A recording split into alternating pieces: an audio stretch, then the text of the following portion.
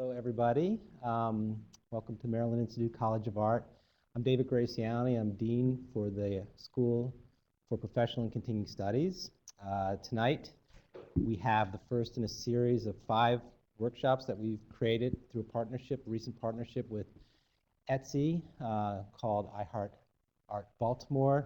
This is a new project that we're doing that's meant to provide resources to increase people's capacity to sell their art, make money at their art and design practice.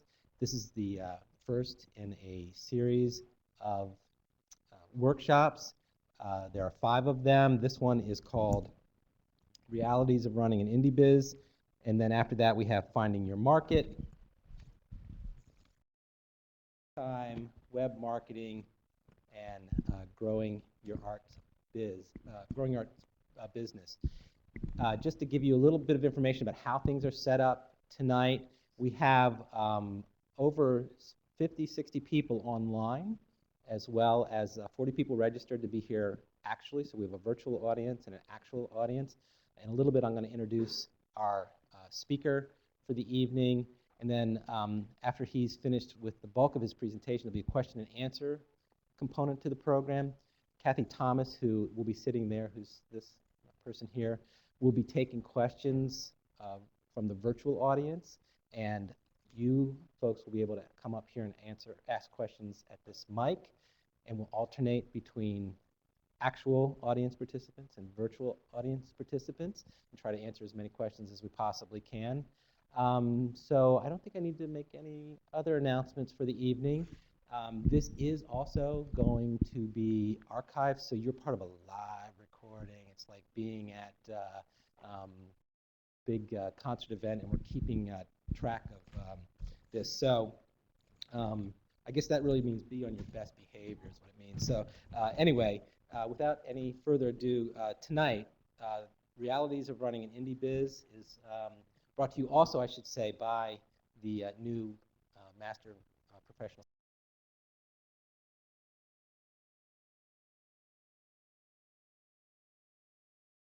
better means by which to sell their creative goods. But anyway, tonight, Greg Condarasi is with us. He's going to be doing Realities of Running an Indie Biz. Greg brings 40 years of marketing and communications experience to us this evening. He's been a Wall Street Journal reporter. He's been head of marketing for major companies, including America's oldest investment bank. He's been a sales coach. He's been a faculty member at a business school and is currently the head of his own independent business called Good Ground Consulting. So if you'll join me in welcoming Greg. Thank you. Wow, running an independent business. How many here run an independent business? David and Goliath to you. This is the way we'd like you to feel like David.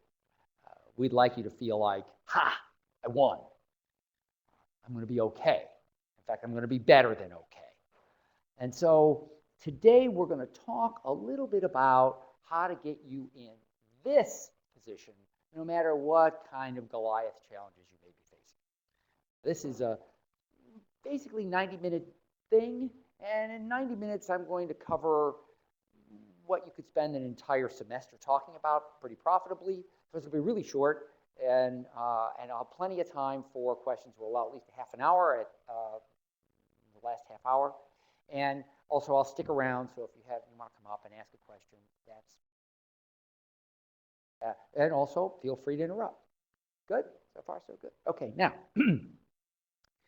how many here really like being a salesperson? You really like selling? Huh? You went to school so you could sell better, right? Truth is, almost nobody does, but we all kind of have to do that. Big mistake would be for me to come and say, all right, here's how to be a good salesperson, because none of you see yourself that way. In fact, even though I train salespeople all the time, I don't see myself that way either. So the idea is, if you want to beat Goliath and it turns out you're a shepherd, you have to fight like a shepherd fights. That's what we're going to talk about today. Here is the secret of David. right out of the Bible. We all know the old story, but this is what happened before he goes out and faces the big guy.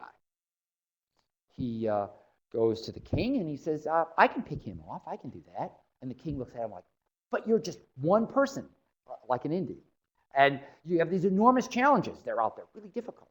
How can you possibly do that? David says, okay, I can handle it. So the first thing Goliath wants, or the king wants him to do, is put on the armor. Behave like a soldier. So he's not a soldier, so he doesn't behave like a soldier. In fact, that would be a terrible mistake. You're not salespeople. I'm not going to try to get you to behave like salespeople. That would be a big mistake.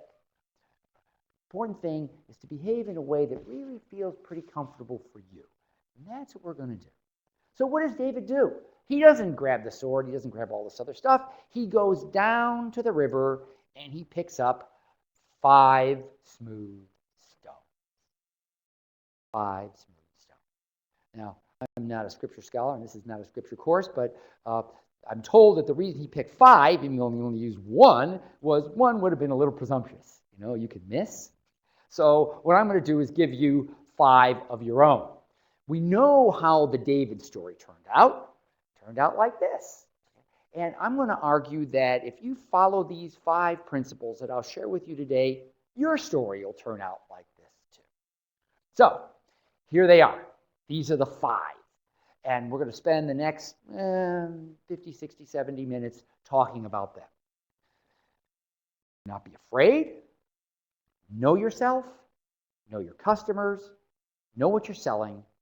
And watch out for energy. That's it. Now, any of those things sound really foreign, ugly, different, strange, crazy, manipulative, salesy? Are you okay with those? So far, so good? All right. Let's take them one step at a time. First thing, do not be afraid.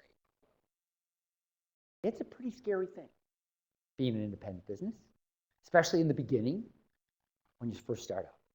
Pretty scary.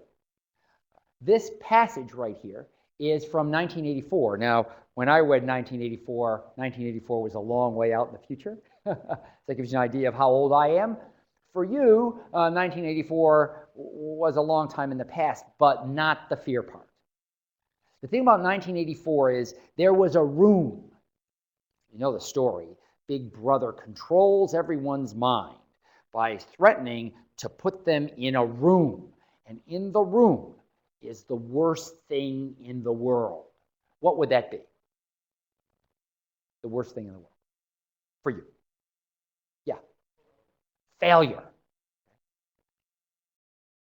I have a good friend who has a car, like most of us do, and he has a license plate. And the license plate on the car says, failure.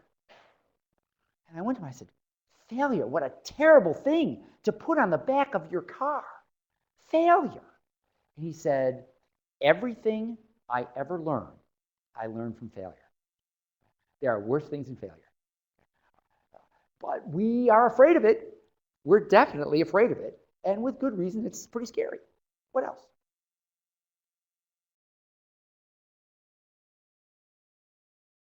Anybody here believe that art imitates life? Huh?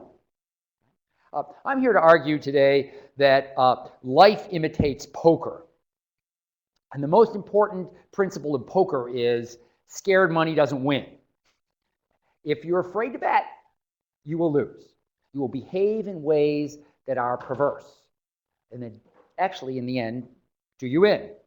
So it's okay to be afraid. It's just not okay to let it get in the way. There's a reason that the most common phrase in the Bible, 200 times, is do not be afraid. Because it is part of human nature to be afraid. But if it stops you, you're never going to be successful. So the first rule is do not be afraid. Do not be afraid. Talking to artists who take the courageous step to be an artist in the first place, you shouldn't be afraid to take the step to be in business for yourself. Why? Because being an artist is a lot harder than being in business for yourself. Lots of people can be in business for themselves. Not too many people can be good artists. And if you're an artist or a designer or a creative professional of any kind, you have everything that you need to be successful in business. except a few things which you can buy. All right. Now, I apologize for being a little militaristic here, but I have a brother-in-law who is a U.S. Army Ranger.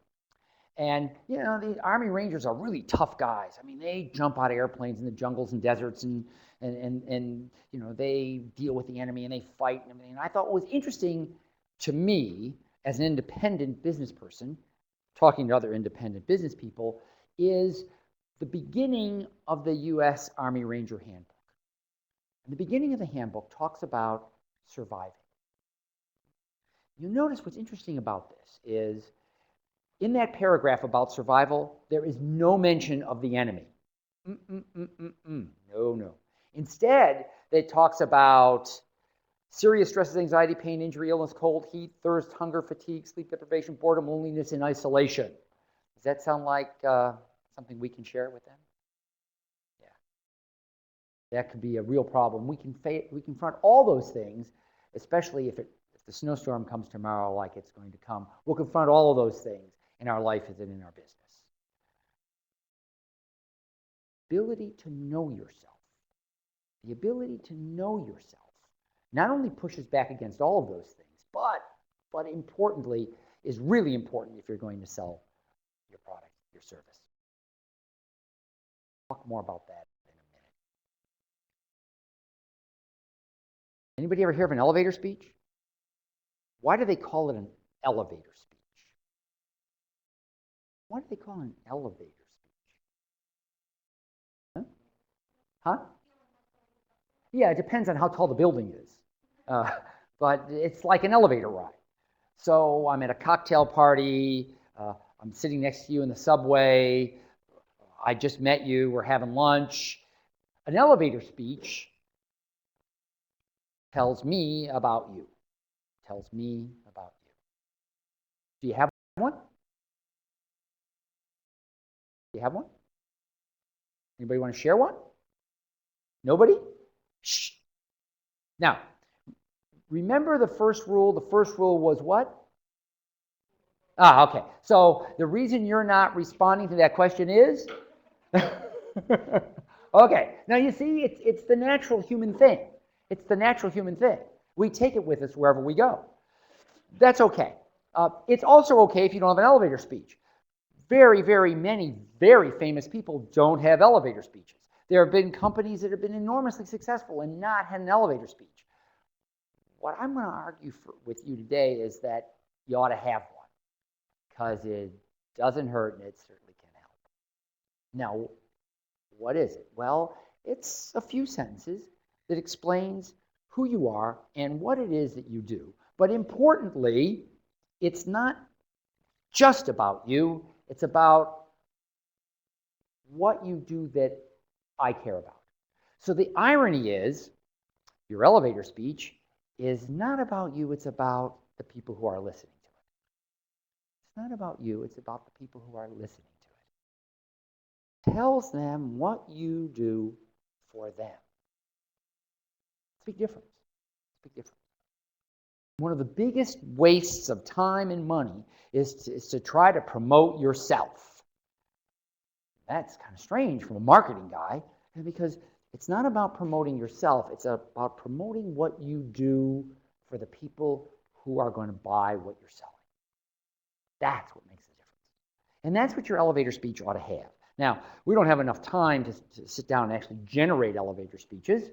It happens to be one of the things that I do for a living with a lot of people, large companies and small. But you ought to really understand what it is that you're offering and what the benefits are of listening to you. Forget about buying what you're selling, just listening to you. And we'll talk in a minute about what benefits mean. I'm also going to talk about what trust means and how important that is. And then, if you really are clear about your elevator speech, it does two things that are very, very important. One is it tells you what you should be doing, and it tells you what you should not be doing. So my elevator speech is, for the last umpty-ump years, I've used the magic of communication to help people lead happier, more rewarding, more productive lives. That's what I've done. It makes sense of a very strange resume, which you heard a little bit earlier from David. That's what it is. That's what I do. What's in it for you is that I can help you lead happier, more productive, more rewarding lives. That's why you want to listen to me. Now, if I wake up one morning and I'm not doing that, then I'm not doing what I should be doing. And if somebody says to me, well, why don't you come to MICA and give a presentation on selling stuff and marketing stuff, that is what I do. So it's definitely okay to do it. Looking at how I spend my time and my energy, almost without worrying about how I get paid, is one of the key secrets of knowing myself. And it's a powerful thing. Each of us here has a certain set of talents, a certain set of gifts that are enormously valuable. And you want to know yourself and do those things.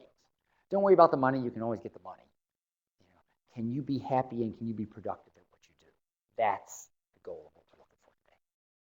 Okay, now, this is a movie poster for the movie Lover's Lane. How many here have seen this movie? No one.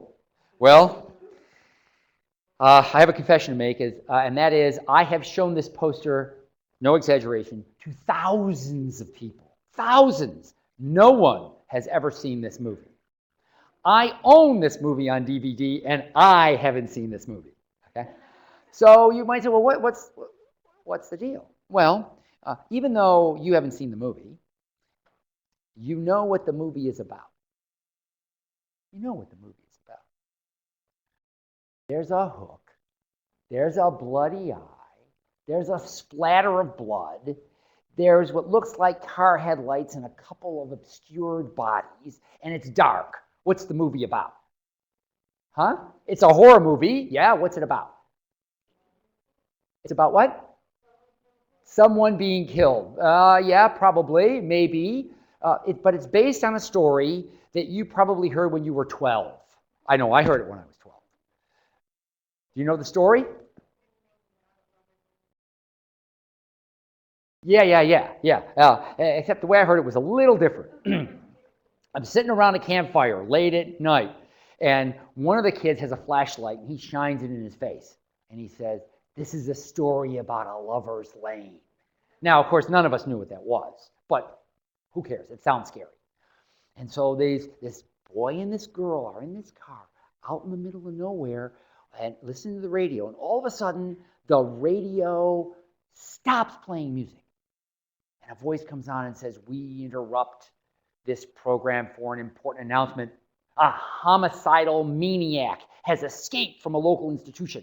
And he's armed and dangerous. And you'll know him because one hand ends in a hook. What does the girl say? What does the girl say? Huh? You get me out of here. The voice of experience. Okay. Get me out of here. What does the guy say? Huh? Yeah, let's get him, or let's hang around, or no big deal, or I'm not afraid, or any of those other things. Who wins that argument? Ha! Who wins that argument? Ladies? She does, of course. Now, the reason that you know this is a very old story is because two things then happen that haven't happened in the United States of America in 40 years. And the first thing is he drives her home, gets out of the car, and goes around the side to let her out. Okay? Has anybody ever seen that happen? No. Okay? That happened when I was a kid. It doesn't happen. All right? That's one. And two, cars don't have door handles like they did in the old days. This old car, though, has a door handle. And what's hanging on the door handle? The hook. Okay, now, that is a sticky story. It has, literally and metaphorically, a hook. You'll remember that story now that you've heard it once. Many of you may have remembered it from childhood. And that's what this movie is about. But, of course, they have to do a few things like not go home quick enough so that they get slashed in order to make it a good movie. But that's the story. Do you have a sticky story about you and your business that someone else can remember and tell? Do you have a sticky story about your business that somebody else can remember and tell? Now, the tricky thing about this is it has to be safe to tell it. It has to be safe to tell it. Well, what do I mean by that? Well, I'll give you an example of an unsafe story. You really should buy a painting from my friend Julie. She is the greatest artist in Baltimore. What's the matter with that story? Huh? It may not be true. How do I know? And what if you don't think she's the greatest artist in Baltimore? Is who put his reputation on the line to say such a ridiculous thing? Me. That's a risky referral. I can't say that. I won't say that. So if your story is, I am the best artist in Baltimore, or wherever you are, it's not a good sticky story. What would be a good sticky story?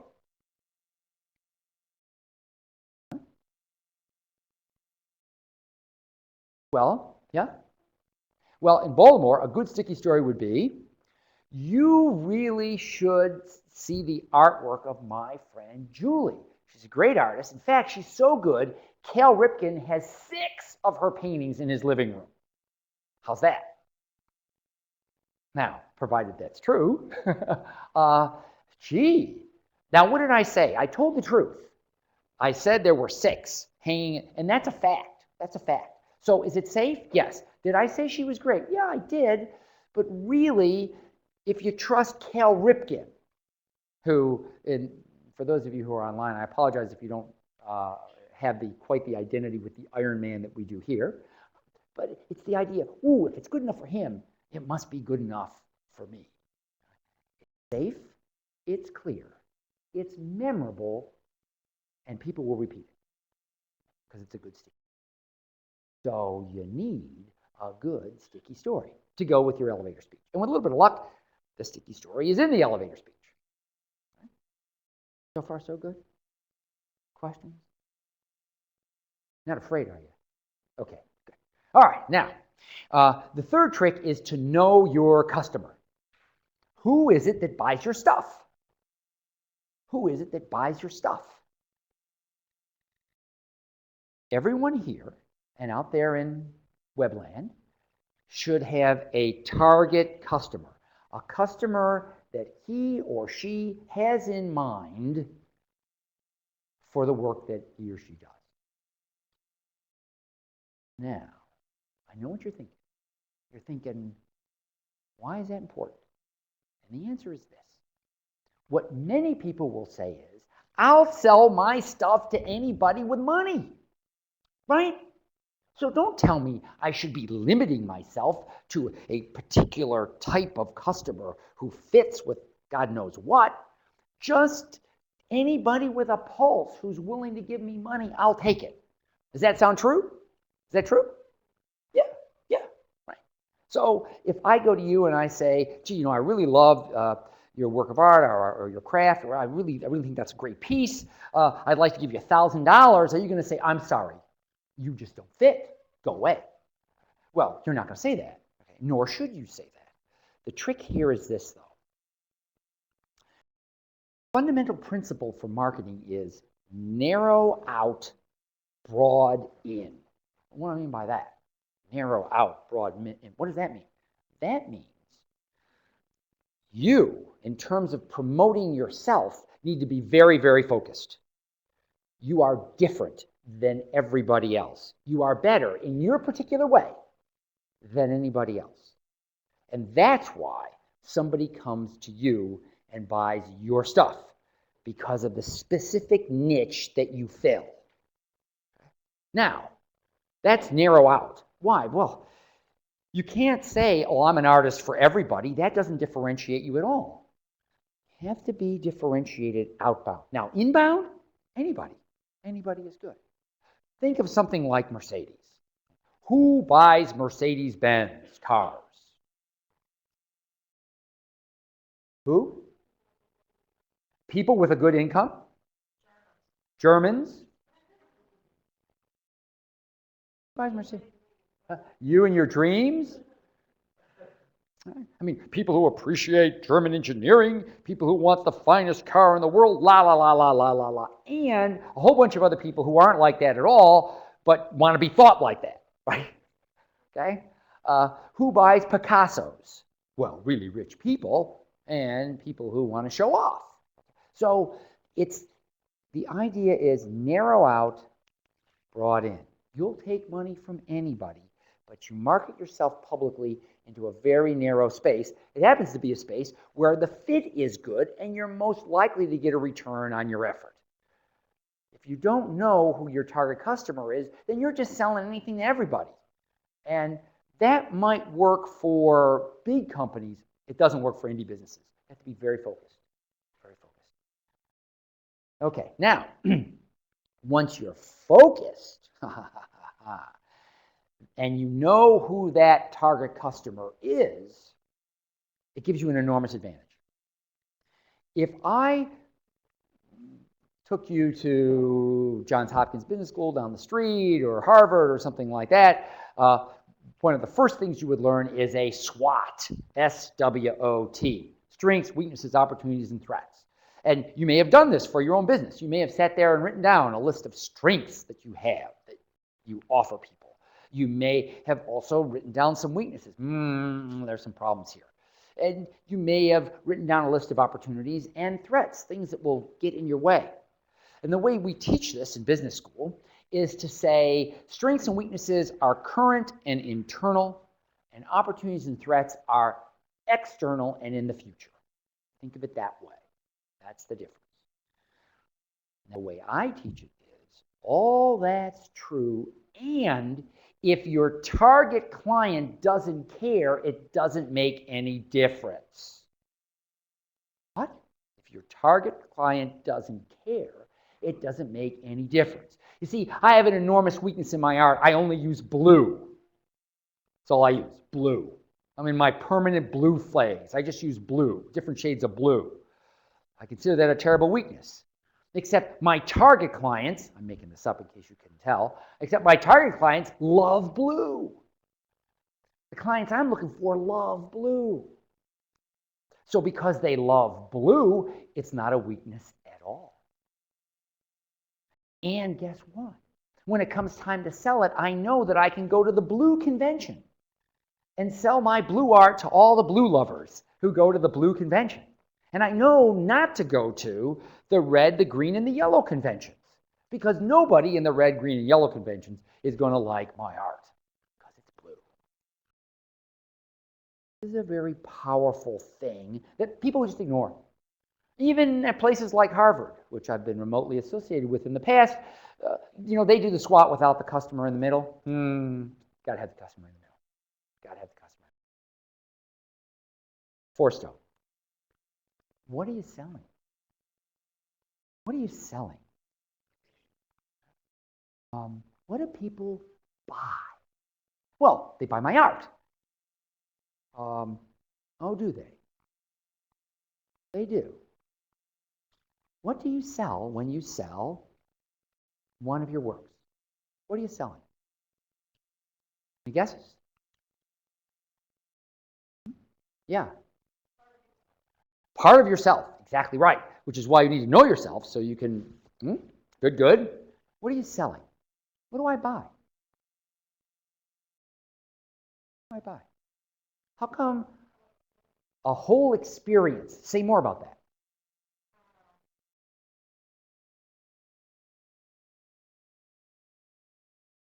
Yeah, all those things. Why do I pay more for Picasso than I pay for your stuff?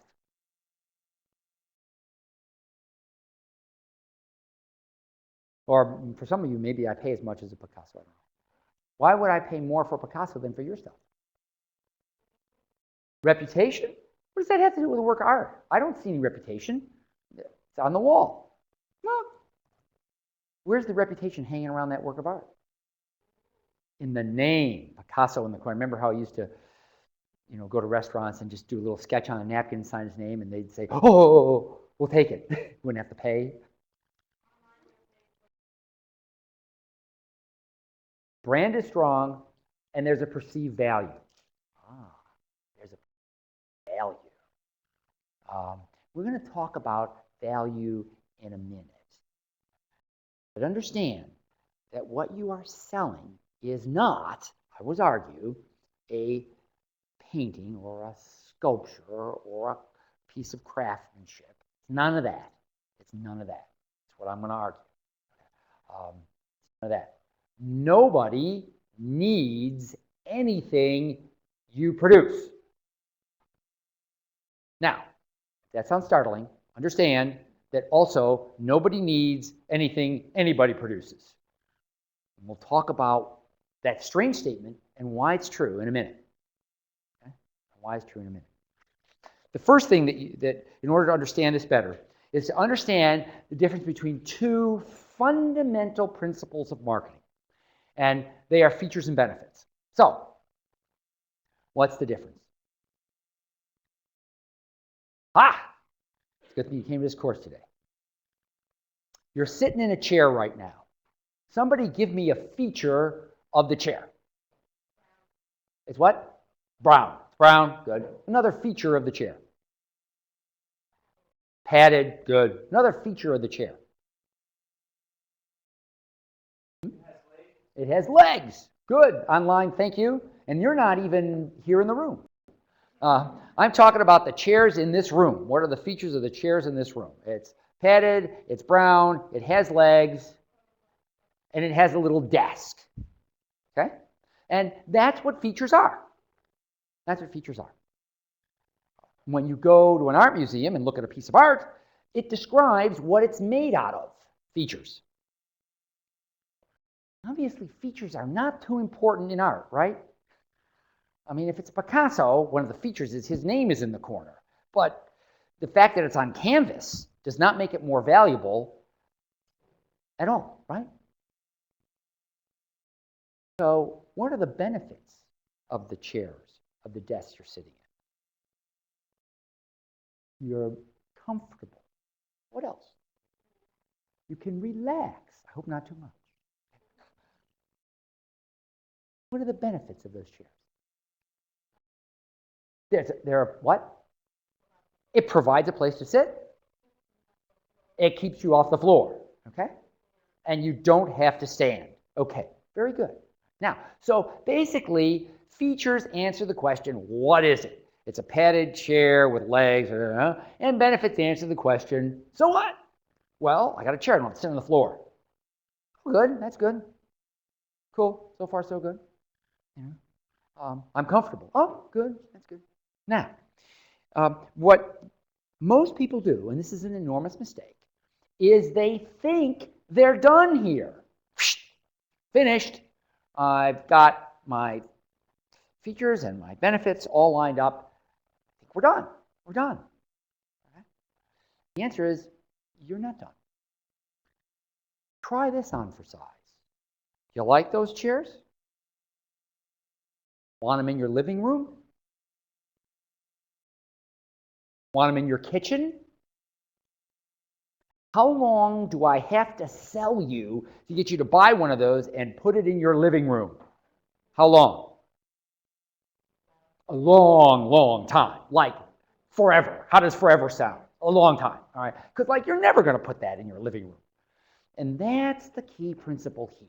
The key principle is there's a specific benefit to that chair. And at a specific time, when you have a specific need, you will want it because there's something in it for you. Right now, in this room, it keeps you off the floor and moderately comfortable. Not too comfortable, but moderately comfortable. Right now, right here. And no matter how wonderful those benefits are right now and right here, they don't translate to your house and your living room and your kitchen or your bedroom. Oftentimes, a mistake we make when we're trying to sell our stuff is we're pushing against a door marked pull. We're talking about our features and benefits without understanding what it is that our specific target customers or clients really want. And It makes it a lot harder if we don't do that. Okay, now, so what you're telling me is what we need to think of what a need is. What a need is. Well, the good news is there are four. Four. Now, you could say, well, gee, Greg, there are thousands and thousands and thousands of needs, and that's all true. But there are four basic ones, and they all relate to this. And these four needs, which I'm going to share with you right now, have everything to do. In fact, they explain everything you and everyone else in the history of the world has ever done. These four. And if you understand those four, and if you can bring one or more to bear to your particular work of art, you're going to sell it. So do you want to know what they are? Okay. Need number one, what do you think? Pretty basic. These are driving us all every day. We live this every day. Huh? Need number one is? Food. I'm going to call that to live. And under to live, we're going to take care of all of that. Food, clothing, shelter, everything. Huh? Warmth, cold in the summer. That's everything. Everything to make the heart pump and the lungs go, everything. So we all need that. That's need number one. And if you know Maslow, there's hierarchies of these and so on and so forth. That's need number one. What do you think need number two is? What about people? Relationships. Very good. To love and be loved. That's need number two.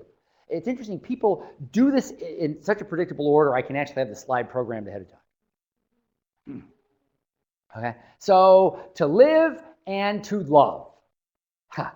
There we go. That takes us all the way down through Valentine's Day. Now, what do you think number three is?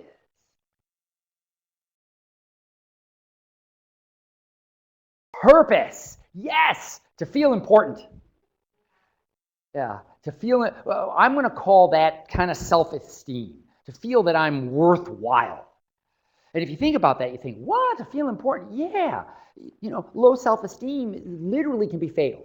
Literally can be fatal. Why do people commit suicide? Whoa, So 1, 2, 3, very good.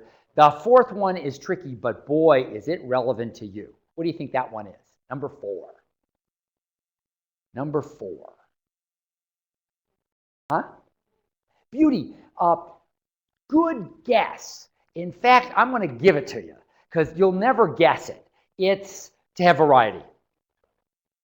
To have variety.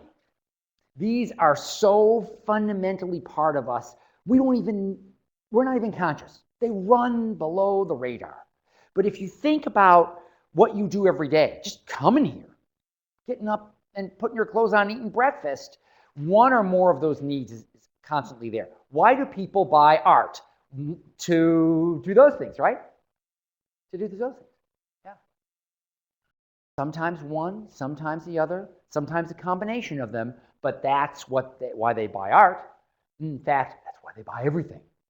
Now, the important thing is to understand exactly what a need is. Now, this is a little tricky, I warn you. And so, in order to properly get this, I'm going to take you out of your industry and put you into another one, a much more mundane one, just for the sake of the exercise, okay? And I want you all to pretend that you run a hardware store. Good? You run a hardware store. And so it's not Home Depot, you understand. It's sawdust on the floor, wooden boards all worn out. Your father owned it. Before him, your grandfather owned it. No, and now it's fallen to you. Now you own this store. Okay? Got it? That's where you are. So I want you to imagine it's Saturday morning, and you're just open up the door, and there I am at the other side of the door. And what I'm going to do is I am going to give you about a 90-second rant, and when I'm all done, I want you to tell me what I need. Okay? So this is kind of like, where's Waldo? Where's the need? What do I need? So, and I'll have a whole list of them, and you can just spit them out to me. Because it's very important that you understand these needs. You can spot a need. If you can't spot a need, you can't fill it. If you can't fill it, you're just providing features and benefits, but not specific ones. So, You ready to go? Okay, now I need one brave person to step forward and when I knock, say, can I help you? Are you good? Are you ready? Ah, thank God you're open. My wife said, don't buy the house. She said, you buy a 125-year-old house, you get 125 years of other people's headaches, don't buy the house. But you know, I really wanted to buy the house. And so we went back and forth and back and forth. And finally she rolled over, gave in, and we bought the house. And everything was going really well until, oh my God, this morning, the kids came running up the stairs yelling, Daddy, Daddy, there's a swimming pool in the basement. And I didn't buy one with a swimming pool in the basement. And the door, I opened the door and the dog comes bolting up the steps, and it's covered with mud. And sure enough, there's 2 feet of water in the basement. Who knew? And, you know, I don't know anything about plumbing. I don't know anything about basement waterproofing. My wife is absolutely hysterical. She says, oh, this is going to be like New Orleans. There's going to be mold. The children are going to get respiratory problems. The house is going to collapse. The water's going to hit the boiler and it's going to blow up. And so she's hysterical. And I thought, oh my God, what am I going to do? And I tried calling the former owner, and they're vacationing in Europe, thanks to the big amount I gave them. And then the realtor, she's taken the month off because she made so much money on me. And I don't know anything about anything. Do you have anything that can help me? I mean, so what do I need? New pipes and a wrench? A bilge pump? A sump pump? A plumber? A basement drain? A what? Adjusted expectations? Perspective? Coffee? A what? A divorce? There's always one of those. A what? An owner, a former owner that I can maintain a relationship. What do I need? A game plan? Suppose I told you I didn't need any of those things. Suppose I said, those are not my needs. What are those things you just listed? All those things. What are they? Huh? They're not needs. They're things. That's an important insight, by the way. They're not needs. They're not wants either. They're solutions. Yay! They're solutions. They're not needs. They're not needs. What do I need a sump pump for? You feel it? What do I need a sump pump for? Why do I buy a sump pump? To what? To dry the basement, to drain the water, to get the water out. Why do I need a divorce?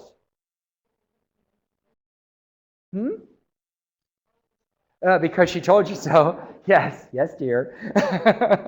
I need a divorce to have a life of peace, whatever. Why do I need a plumber? To fix the pipes, if that's the problem, to get the water out of the basement and to prevent it from coming back. The tricky thing is, when she said, those are all things. If it's a thing, it's a solution. It's not a need. Need is a verb.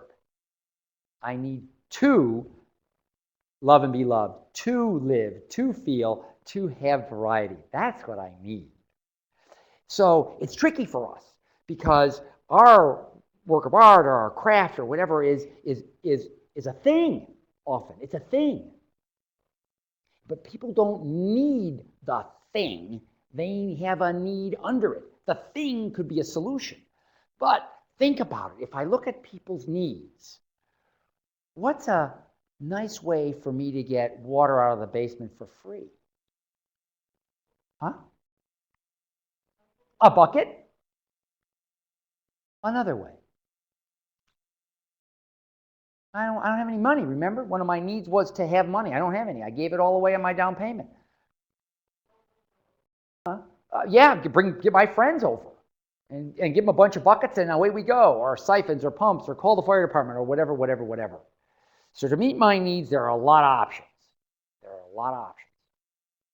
Now, okay, so if I'm trying to sell somebody something, I need to understand their needs. The story I just told you, a true story, happened to a friend of mine. What happened is when he went to the hardware store, he walked in and said, where do you keep the sump pumps? That's what he said. One of the first things that people said, sump pump. Because he was thinking solution. The man behind the counter said, where do you live? He said, well, I just moved into the new Jones house just down Main Street. Said, oh. It's been raining all week. You probably got water in your basement. He says, yeah, water in the basement. You know, that house is 125 years old. My friend said, yeah, I know. I said, well, 125 years ago, there was no electricity to run sump pumps, so they probably put a drain in the basement. Why don't you just go home, wait around in the deepest part, and see if you got a rug or leaves or something blocking the drain. If that doesn't work, come back. Oh, no. My friend goes home. He peels back the rug. Water's gone. No cost. What did the guy at the hardware store sell? Huh? Advice. Did he get any money for it? Not right away. But where does my friend go if he needs a D-cell battery? Does he go to Home Depot? And the powerful thing that he sold is he sold trust. He sold a relationship, a powerful relationship. And that's always what you want to sell, right? You would like your customer not just to buy your work of art, but to keep coming back and refer other people and to have a good relationship and to get to know you and support you and like you. It's never the thing itself, it's the relationship. And we'll talk more about that in a minute. Because what I would like to argue is that no matter how good an artist or a craft person or a creative professional you may be, even if you're strong enough to do a one-arm push-up, there will be some people up in the air about whether or not they should trust you. Right? I don't know if I can trust this artist or this craft person.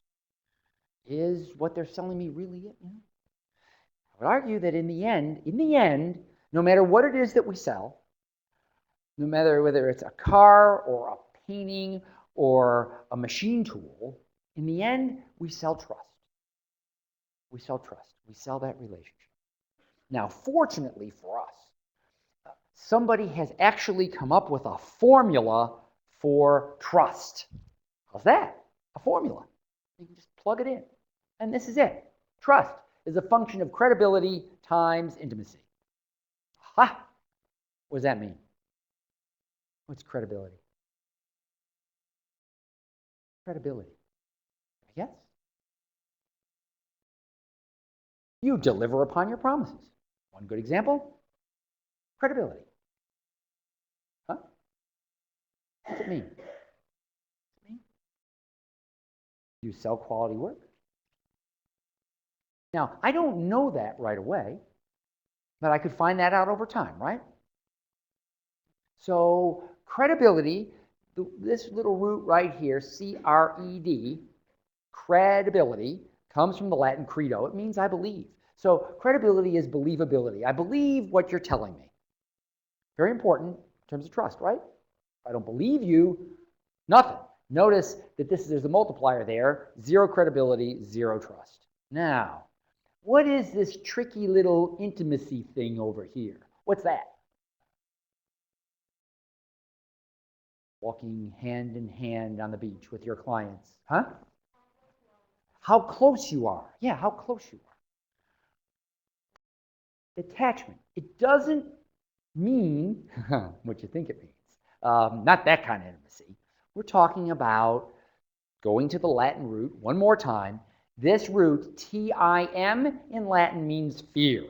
So if you are intimate, you are not afraid. It's the same root as in timid, which does literally mean fear. You're not afraid. So if I believe you and I'm not afraid, I tend to trust you. Now, so there you go, two big things, credibility and intimacy. Which one's more important? Intimacy, are you just saying that because you're an artist? Huh? What do you think? Credibility or intimacy? I want to sell something. What's more important? Online, they're saying intimacy, and I'm so proud of you for saying that. Because guess what? Most people say credibility, credibility, you got to be credible. Some say both equally. I'm going to argue maybe not. And in order to do this effectively, I'm going to need somebody out there who has a small child? Anybody out here have a small child? You do? He's not that small. I'm a little further, small. How old? 9. 9 is good. Okay. So for the last 9 years, you've had a pediatrician, I bet. Yeah. Okay. Like him or her? Is it him or her? It's a her. She's a nurse practitioner. She's not a pediatrician. Okay. Now, and you trust her with your son, daughter. Okay. So you trust this nurse practitioner with your daughter. Okay. Your daughter. Okay. Now, how did you find her?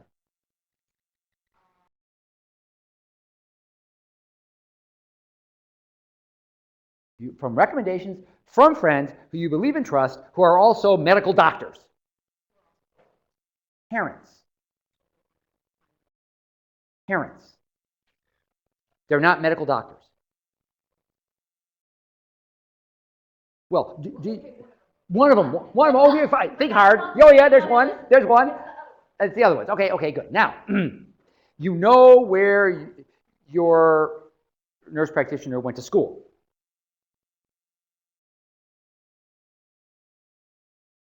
You know how she did in her graduating class. No.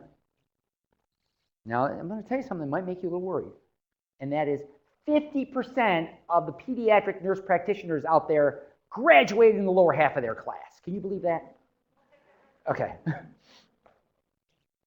You'll notice that all those things, which are credentials, C-R-E-D, credo, credentials, she doesn't have, she doesn't know, she doesn't even care.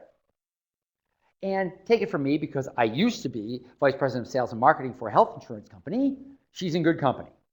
Because nobody can answer those questions, that's why I asked them. Okay. So, what did the people say who recommended this doctor? Because?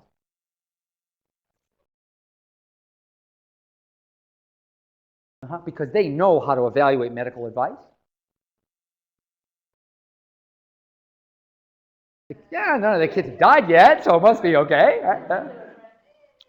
The reason I'm playing with you here is there's a reason that people choose a pediatrician or a gynecologist or a general practitioner or whatever. And the reason is twofold. One, they're available. They're there when you need them. And two, affable. They're nice. Now, you think, well, that's crazy. No, it's not crazy at all. Because what do we know about medicine? Nothing. We don't know anything about medicine. We do know nice. That's why we see the nurse practitioner and not the pediatrician, because we know nice. Okay? And nurse practitioners are nicer. So we know nice.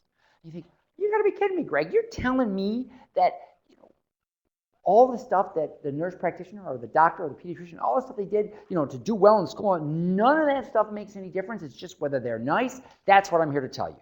Because on things that are complicated, that we don't really understand, like art, for most of us who are going to buy your stuff, okay, we know nice really well, but we don't know your stuff as well as you do. So we're going to have to trust you. And the simple formula is, I need to know you care before I care what you know.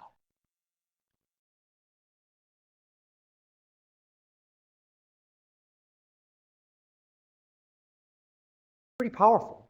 So now down the road, you're going to have things on websites and all sorts of other marketing materials and so on and so forth. When you look at the stuff that you put out, is it all about credibility or is it all about intimacy? Both are important. I'm going to argue that your first instinct, which is what most of you said about intimacy, was correct. It's correct. If you look at many websites, though, they're full of the credibility stuff. Why? It's easier. It's easier.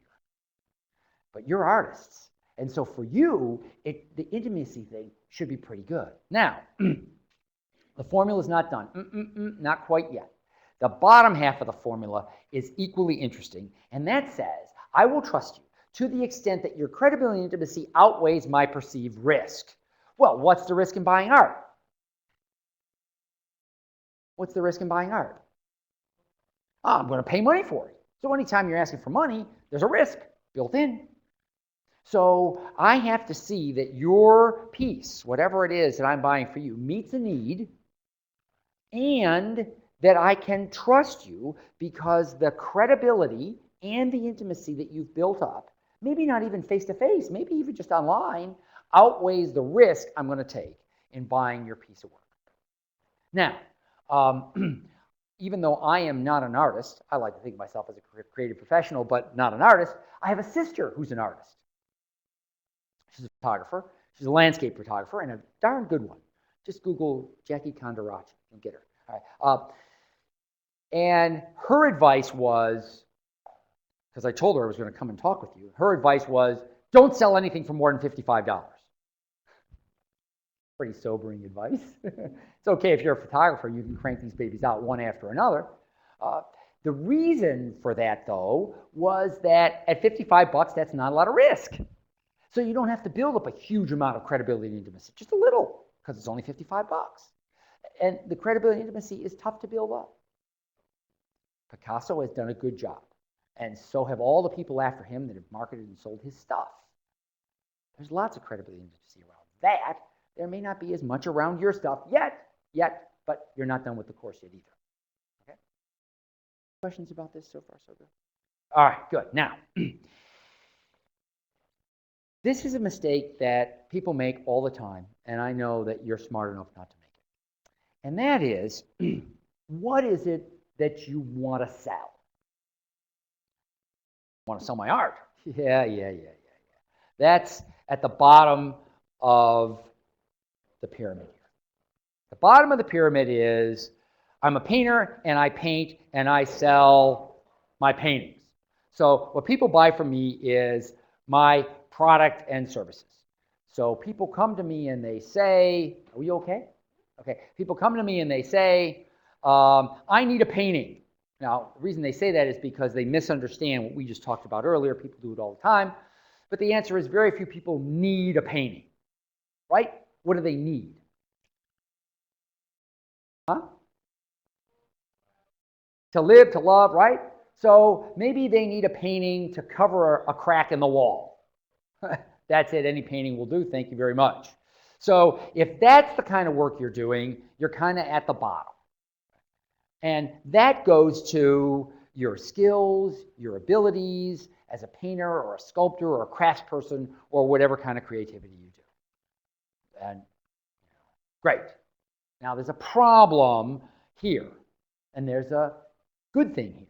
The first thing is that you've got to be pretty good as an artist to even play the game. But the difficulty is that there are lots of, that's why this is a pyramid, there are lots of pretty good artists. There are lots of very good artists. There are lots of excellent artists, and we're competing with them. So just doing art, just doing it, you have to be able to do it. But that's pretty low on the pyramid. Now, you can do better. And the better is a solution. So I need a painting to cover a crack in the wall. And you have a whole solution put together. You have a series of wall crack cover-up paintings. They come in all different sizes and shapes depending on the crack in my wall. So you have targeted people who have a crack in their wall to be the people who you will go after with your paintings. Okay? So there's some odd-shaped paintings that cover odd-shaped cracks. And in fact, if I have a specific crack that I know about and I want to share it with you, you'll actually do a painting that just specifically covers that crack perfectly. Sound like a good business? Well, not really. Because a lot of people are in the picture crack business. I'm making that up because I want to do something broad enough so that no one thinks I'm picking on their particular industry. But, but a solution which a lot of people think of, when some people go to buy, they're going to buy a particular, well, I want something pretty, to cover the space in the wall. Now, what is the truth about people who want something pretty to cover the space in the wall? Are they big spenders? At the bottom of the pyramid, they're not big. Now, there's something better than that, much better, and that is needs, right? You understand your clients, your target audience so well that you understand what they need, even if they don't understand what they need. So, why does someone pay $1 million for a Picasso? What do they need? A painting? Probably got lots of those. What do they need? Status, to feel important. What else do they need? Huh? A tax write-off. Yes, a tax write-off. That probably goes to live because money is all about live. A tax write-off. Yeah, they have an innate need for a specific kind of Picasso-based beauty. So that's it. Argument is that the people who really want your stuff, not anybody else, your stuff, they have a certain, your stuff, thoughtfully prepared by you, meets their needs specifically.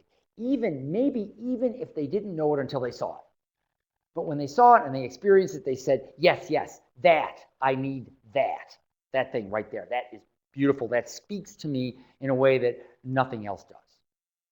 Now, does this phenomenon happen to everybody for a whole range of things? Yes. How many people here thought they needed a smartphone 10 years ago? Nobody, right? But we need a smartphone. Oh, can't go out without it. I want it wired directly into my brain, so I have it with me all the time. Now I do. Now, there's something even better. And how much this applies to you, only you can say. But there's something even better, and that is, before I buy any work of art, I talk to you. My whole strategy about putting art in my home or buying it to donate or whatever I'm going to do with it or give it, buy it as gifts, the whole thing, before I even do that, I call you first. I call you first. Now, how many people can I have like that in the world? The answer is not too many. That's why the pyramid is really small at the top. But if I really, really, really, really trust you, I'll do that. I'll do that before I buy. And that's kind of marketing nirvana. Now understand, people will come in at different levels. And if someone wants to pay you $1,000 for your painting, you're going to take your painting, even if they're going to use it to cover a crack in the wall. But when you design something specifically, when you paint something specifically with a specific kind of person in mind, with a specific set of needs that your work will meet, you have extra power because you know something about that person. You may even know their name, you may know where they live. Many of the greatest works of art in the world were painted, or carved or whatever for patrons, right? Where the artist, Michelangelo, whatever, knew exactly what they wanted and met the needs, even the needs that those people, because they weren't artists often, may not have articulated. I need my ceiling covered in my chapel. You can handle that, you know, that kind of thing. Oh, yeah, I think I'll put up like terracotta tile. No. Right? So those are the types of things. If you look at some really powerful, really valuable art, often it was there for a purpose. The higher up on the pyramid, the better. Now, what does the client say? Well, you know, if you are dealing with someone and you want to build it for them, you want to design it for them, you want to paint it for them, you want to carve it for them, whatever, you'll know you're at the execution phase because they're going to tell you exactly what they want. You do it. It's like, I need you to change my oil. All right. If you're providing a solution, well, okay, maybe you know more about your solution than I do, and whatever. If you're meeting one of these needs, you're talking back and forth with a customer, and you meet one of those needs, they're going to take your recommendation. If they take your recommendation, that's a powerful thing. And of course, if you're doing the strategy thing, you're telling them what to do. You're telling them what to buy, you're telling them how much to pay, and they don't care. They just go ahead and do it because they trust you that much. Now, the phenomenon is pretty clear. The money is toward the top of the pyramid.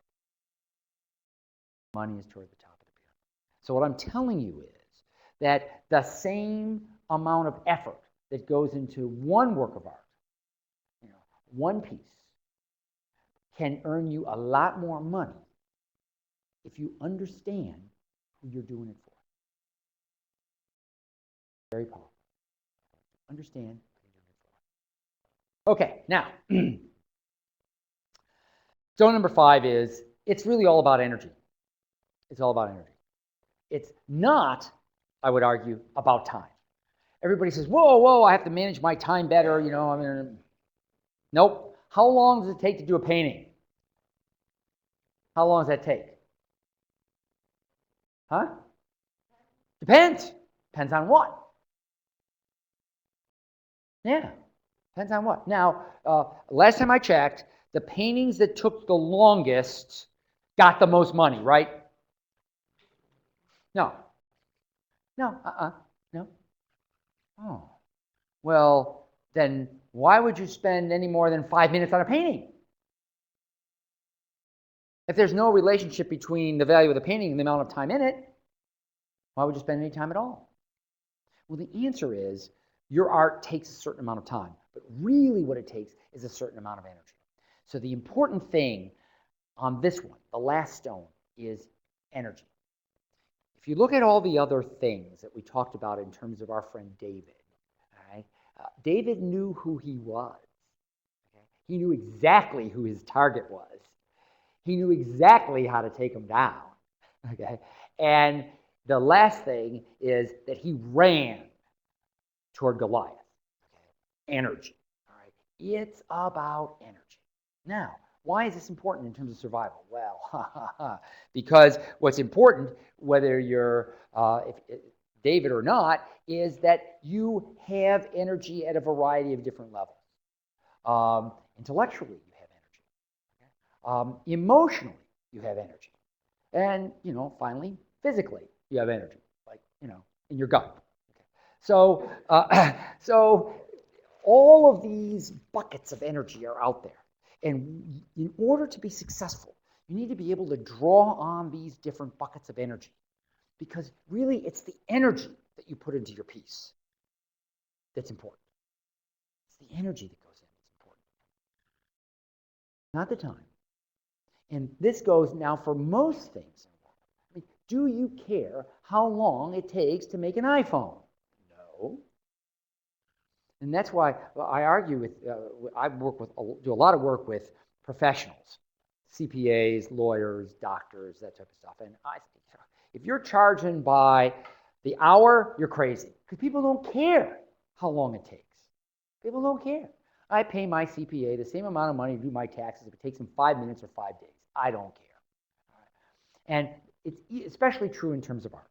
So it's not about time, it's about energy. Well, it's easy to get soft if we're not focused on our energy and our energy flows.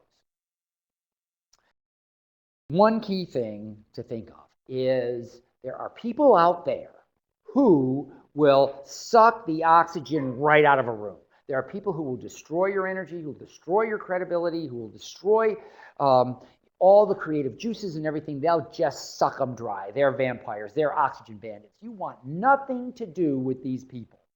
So if you have them around you, like in your company or in your neighborhood or, God forbid, in your house, run away.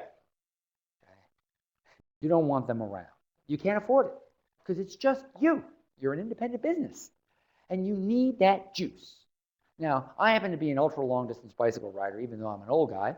And this is, everybody, I would say, is my favorite riding partner. She's the favorite riding partner of everybody in my club because she looks like this all the time. So in the middle of the night when it's 40 degrees and it's raining, she looks like that.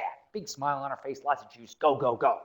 So the idea is if I have something difficult to do, something that might not, it might be a work of art or it might be something related to my business, I'm going to find an energy buddy, not a vampire to do it with. A buddy. and not a vampire. And that's pretty important. Because all the energy that comes from stuff that we talked about earlier, knowing yourself, understanding the client's needs, designing a piece that fits those needs perfectly, in order to get the most value both for them and for you, that requires juice. That requires energy. No juice. So, here is a list of things that I hate to do. Sell and market. I hate to make cold calls. I don't like making cold calls at all. I don't do them. Why? Because they drain energy and I hate it and they're not worth much anyhow. All right? I hate dealing with my technology. That's why I have gifted, intelligent people working with me, like these right over here. Okay? Accounting and tax. Don't you just love to do bookkeeping? Huh? How many here use QuickBooks? What do the rest of you do? You write down on a piece of paper? What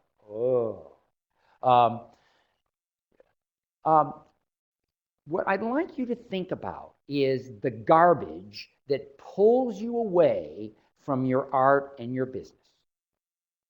Here's my short list.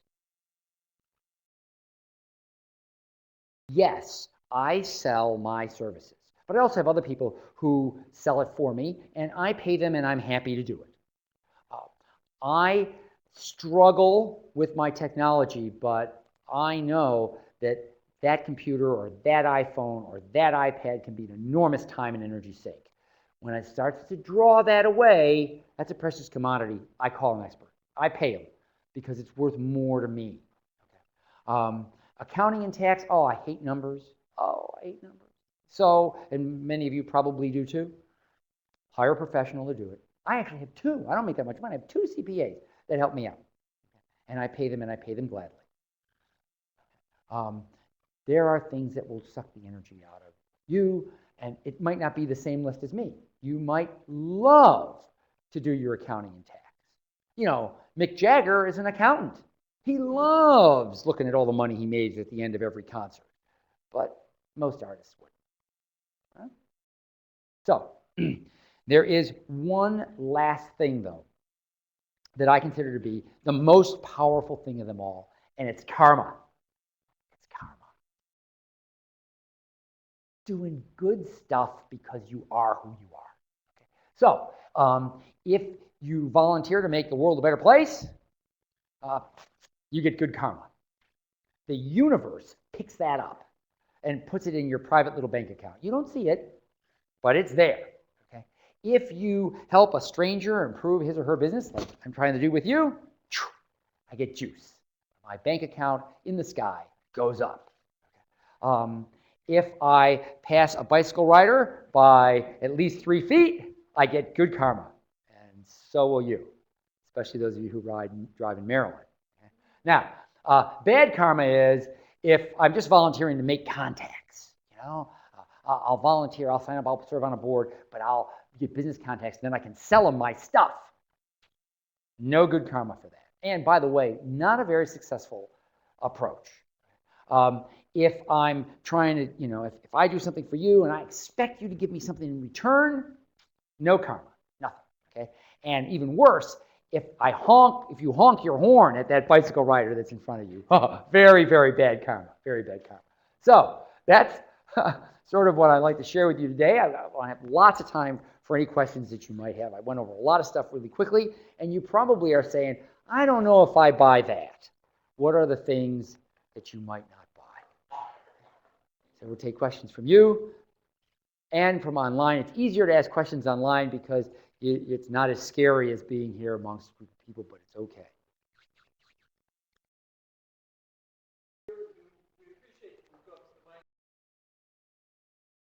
Sure, happy to, either way. Questions? Oh my God, no questions? Ah, that makes me suspicious. You have an online question? Let's start with those guys. Okay, our first online question comes from someone from Victoria. And she says, high-priced items are, of course, marketed to high-income customers, but what about the mid-range, which is a large demographic? Aha. Well, this is what I term as the squirrel versus elephant dilemma.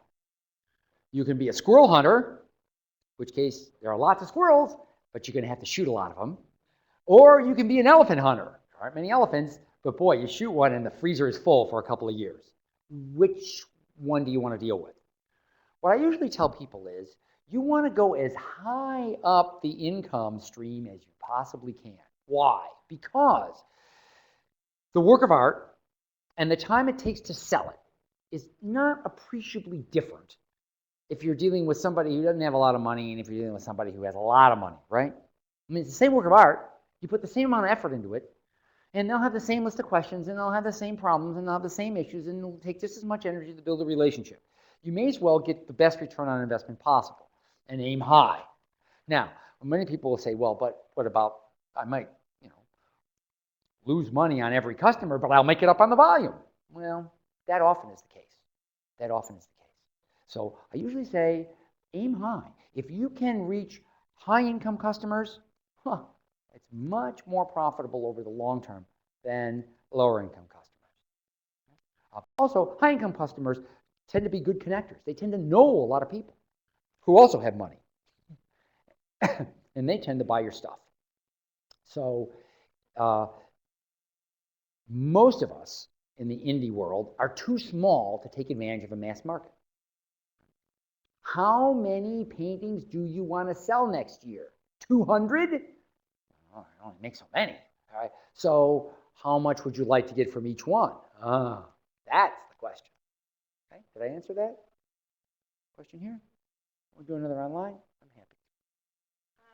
You have another online question from Tuku and Mukau. Okay.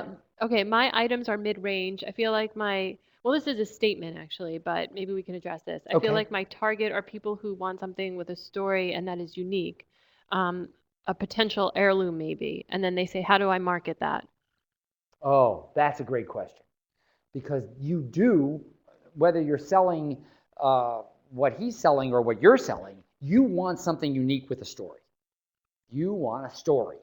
And it's great if you have a good story about you as well as a good story about the item that you're selling. What's an example of that? Wherever you went for summer vacation and you looked around, there were stores full of junk that you wouldn't buy if your life depended on it, but you bought it. Why? Well, because see this tie? I bought this tie in Florence. Okay, is it a good tie? Not particularly. It's kind of silly looking, but every time I wear it, I think of Florence, his story. Okay, so if there's a story, and if there isn't one, make one up behind your art, it's more valuable and more profitable. And guess what? People will tell it because most of us do business by word of mouth anyway, unless we've got a concession on the New Jersey Turnpike. Anybody have a concession on the? No, okay. So if you don't have a concession on the New Jersey Turnpike where you have this constant stream, it's word of mouth. And word of mouth means you need a story. So that's a really great point. Yeah. You stay there and I'll repeat it. Yeah.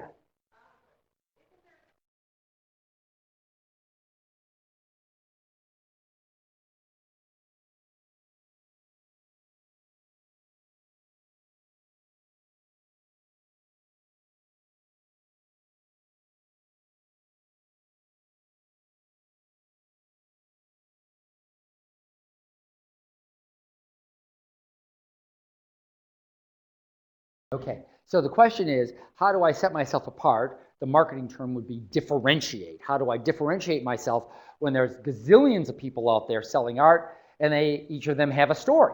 And people get story fatigue. How many stories? Well, the answer to that question is, we talked about a little earlier, which is focus, focus, focus, focus, focus. So yes, 99% of the art buyers out there don't give a rat's rear end about you or your story. And if you're selling to them, you're wasting your time and your money. You want to pick the 1% who think, oh, what you do is so cool and so neat, and the story is so good, That's it. Now you say, well, but how do I figure out what that story is? Well, the first thing is who are you? Remember, know yourself. First thing, who are you? And what story do you want to tell? What works for you? That's the first thing. Because you're not going to do market research, right? Who can afford to do market research? That costs thousands and thousands and maybe even hundreds of thousands of dollars to do it right. And then what do you know? Well, you know a lot about the Baltimore market. So what? You're not selling the whole Baltimore market. So understand there's a certain person. Well, how do I figure out what that is and who that is? Well, who bought your stuff in the past? And why did they buy it? Why did they buy it from you? Not because they needed that particular work of art, but you met another need. Call them up, ask them, why? That's pretty powerful. And they'll tell you. And don't settle for, oh, I thought it was pretty. Well, maybe that was it, but that's too broad. You know, why that? Why that? What did it do for you? And that's how most people discover what it is that turns their clients and customers on. They just ask them. You know? So the next time you sell a piece, say, thank you very much, I really enjoyed it, you're really very helpful. What is it that made you decide to buy it? That's great information. Another one? Did I answer your question? Okay, good. I know I make this sound easy. In short classes, it always sounds easy. In long classes, I make it sound really hard. We have another online question. Someone would like to know, how should you handle it if you've discovered you have two separate target customers? Okay. How do you handle it if you have two separate target customers? The answer is you want to say something and you want to do something that directly meets 100% perfectly one of those targets and doesn't hack off everybody else. Okay? Because I usually tell people, you get to have one type of target customer.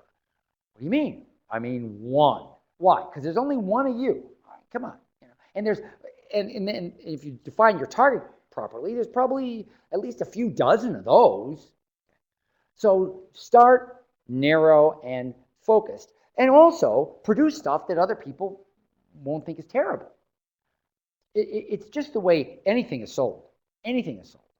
And I don't care whether it's at an iPad or whether it's bananas. There are certain people who are going to buy that thing. And you want to make sure those people are happy. And other people who might buy it are also okay. Focus, focus, focus.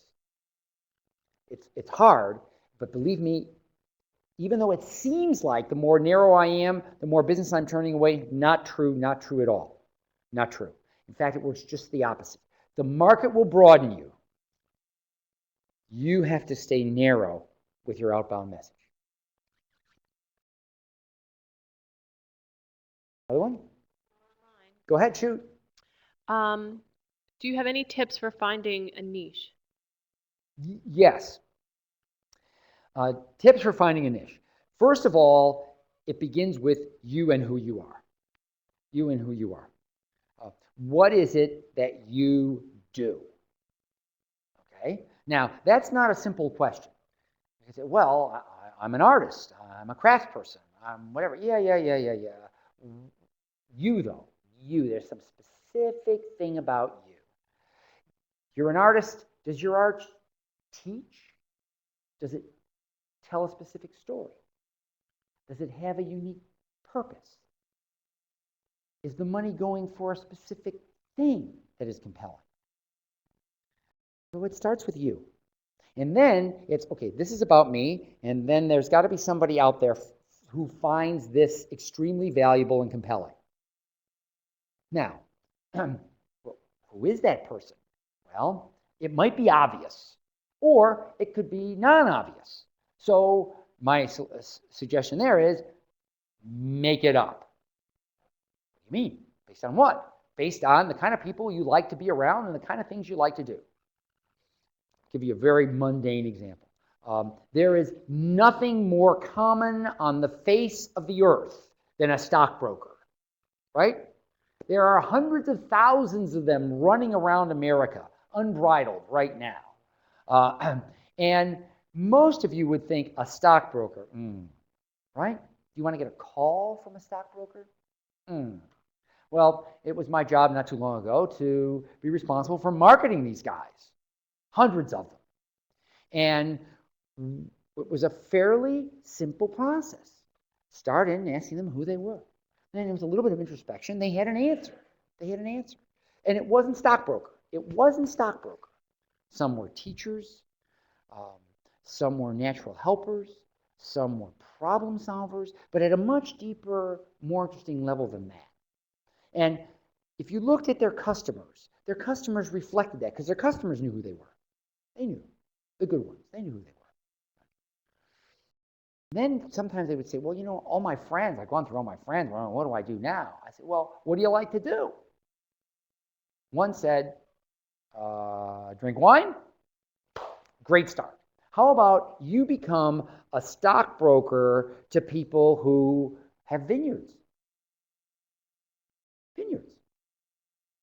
Oh, that will put you in contact with a lot of wine. You like wine? You like people who make wine? It's kind of interesting. Now, when they have a convention of people who have vineyards, how many stockbrokers do you think show up? Answer, 1.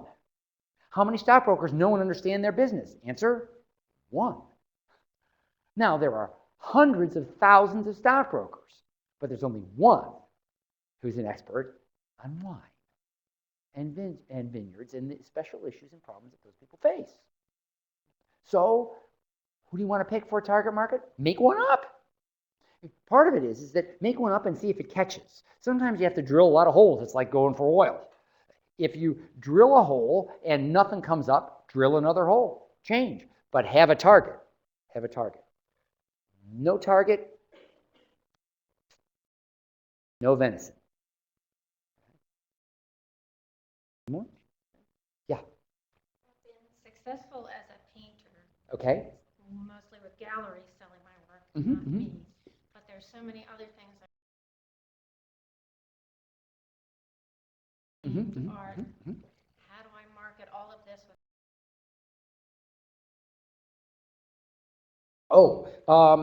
It goes to. They didn't hear all that. Oh, I'm sorry. I'll repeat. She is a successful painter who would like to market other things, jewelry, other types of stuff. And how does she do that without looking like Walmart? Okay. And the answer is, I think, pretty straightforward. There is a certain signature, there's a certain identity, there's a certain thing that's you, that people are buying because they love your paintings. Right? That's why you're successful. Now, if they like your paintings, they're also likely to like your jewelry. So the idea is not to say, oh, by the way, I'm diversifying into jewelry. Because you're not. You're the same person doing the same thing with the same vision for the same people. Not Kmart, not Walmart, definitely not a department store. Now, the nice thing about that is, I've run out of wall space for your paintings because they're so good. I can't buy anymore. I'm done. And I've given it to all my friends for presents. I'm done. Okay. So, but I love you and I love your work and I wish you don't make jewelry, do you? Okay. So all of a sudden, my capacity for jewelry goes way up. Because I have a lot more friends with necks than I do wall space. So that's a great thing to do. Understanding, though, what it is that people who buy your paintings love about your work. Do you know? You got to ask them. Okay. That's a natural. If I love you in one venue, the chances are good I'm going to like you in another venue too, because it's you. And that's what you're looking to do. Now, if you say, well, my jewelry is going to have no relationship whatsoever to my other art, it's not going to look like it, I'm going to sell to different people and everything else, I'm going to say that's a mistake. And by the way, the whole world knows that. You can watch the stock market behave when a company announces they're going to merge. If a company announces they're going to merge with another company that reaches the same type of people that they're used to reaching, and it's the same type of industry, and it's a growth industry, the stock will go up. If a company says, no, we're merging because we're diversifying in an area where we don't know anything about, the stock will go down. So it's the idea of understanding your customer, because the same customers that buy your painting are going to buy your jewelry and anything else that you're going to sell. And diversifying into related art forms to meet their need for whatever it was that they had that you met when they bought your stuff is a great strategy. And if you want to talk more about that, we can talk after we're done. Huh? Yeah, that's what I do.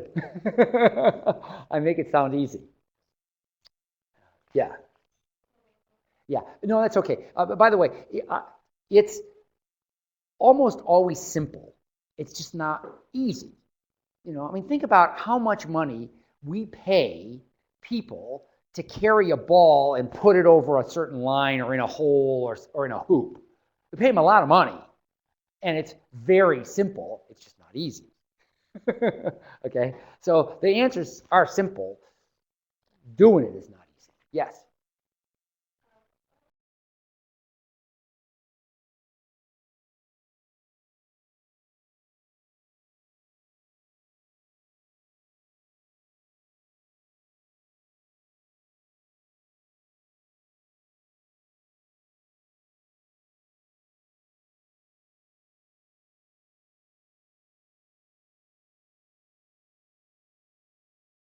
Okay, we actually have 3 questions there, which I'll try to remember. Stop me if I... The first question is, how does this risk and credibility thing work? All right. Another question is, what about people devaluing my work? And a third piece is this thing about charging by the hour. I'm going to work on each of those separately. The first thing is, she's a medical illustrator, so people want to pay $65 an hour for a medical illustrator. And those people are, in my mind, crazy, okay? Because I've got a piece of work, I have no idea how many hours. How many hours does it take you to draw one of those things? Yeah, it's just like, yeah, it's just like plumbers. It's just like plumbers, exactly like plumbers. So it's like, I got a leaky bathtub. How much is it going to cost me? $95 an hour. You didn't answer my question. I don't care how long it takes for you to fix my leaky bathtub. I want to know what it's going to cost me. All right. So if the plumber comes in and says it's going to cost you $200, fine. And if that takes him 2 hours, I don't care. $200 is worth it to fix the toilet or the bathtub. It's worth it. Okay. If he says $1,000, I'm thinking about moving. Okay. So the first thing, to answer your last question first, is don't sell anything by the hour. What's it worth to you to have that thing painted or the illustration drawn, if you can do it in your business? Part of it, like I have friends who are writers, you know? And I know a lot of them because I used to be a reporter for the Wall Street Journal. A lot of those guys went off to be writers, which was a terrible mistake. Terrible. I said, don't be a writer. Why do you want to be a writer? Writers get paid $50 an hour, and people don't give them many hours. You don't want to go by the hour ever. Now, the question is, what if I charge, should I charge, instead of $65 an hour, should I charge $55 an hour? If I charge $55 an hour, maybe I'll get more business. You think you will? No, you won't. All right. Well, if I charge $85 an hour and then I'm going out of business, the answer is maybe you will. Now, understand, if you're going by the hour, it's like I charge $85 an hour. Oh, you're too expensive. I'd rather go with her. She charged $50 an hour. Of course, it's going to take her 3 hours to do it. It's going to take you 1. But I don't know that because you're charging by the hour. She sounds cheaper when, in fact, she's twice as expensive. So part of the trick here is to try to understand the value that you're providing someone. And if you understand that value, and that's tricky. That's pretty tricky. Because you might be valuable as a medical artist because I can describe to you what the problem is or what I need to draw, and you'll draw it just like that. You don't take any of my time at all, and it's perfect. It's just as good as the next guy who wants a long explanation that takes 2 hours of my time I don't have. Okay. So what is it that people value about the service that you provide? Sell that. Sell that, okay? And if you want to talk about more about that later, we can talk about that. The thing on risk and the credibility, the important thing to that is that most people forget about the risk altogether. They don't think about it at all. And just to show you how this works, I realize that we're all, myself included, starving artists here, right? So anybody by any chance drive a Mercedes, a Lexus, a Cadillac, any of those kind of cars? You do. What do you drive? You drive a Mercedes. Okay, now it's 30 years old. You're not going to work. All right. The reason I ask that question is I deal with a lot of people who, believe it or not, are not just millionaires. They actually make $1 million a year. I work with salespeople, and they make a lot of money. And a lot of them drive fancy cars. And you know, you say, so what's the warranty on your Mercedes? And they say, oh, no idea. And so I say, well, what's the warranty on a Hyundai or a Lexus? Anybody know what the warranty on a Hyundai or a Lexus is? Huh? Do you drive one? No. How is it that she knows the warranty on a car that she doesn't drive? The answer is because for a Mercedes or a Lexus or those fancy cars, people don't care about the warranty because they don't perceive any risk. So they don't care about the warranty, and they mostly don't know. They're not going to worry that the wheels are going to fall off their BMW. What the heck? Not so for Hyundai and Kia. Those are newer names in the market. They haven't built up as much credibility and intimacy as the Lexuses or the Mercedes or the Cadillacs of the world. So those, and they can't very easily, but they can come up with a warranty. So what they do is they advertise the warranty. That's why we all know the warranty. So all of a sudden, a warranty becomes a big deal because they advertise it, because they want to mitigate the risk. Because they want to mitigate the risk. How do we do it in art? Well, you know, I'm looking at this painting that you got, and it's a $500 painting, and I'd like to buy it, but I'm not sure it's going to work with the colors on my wall. I'm not sure.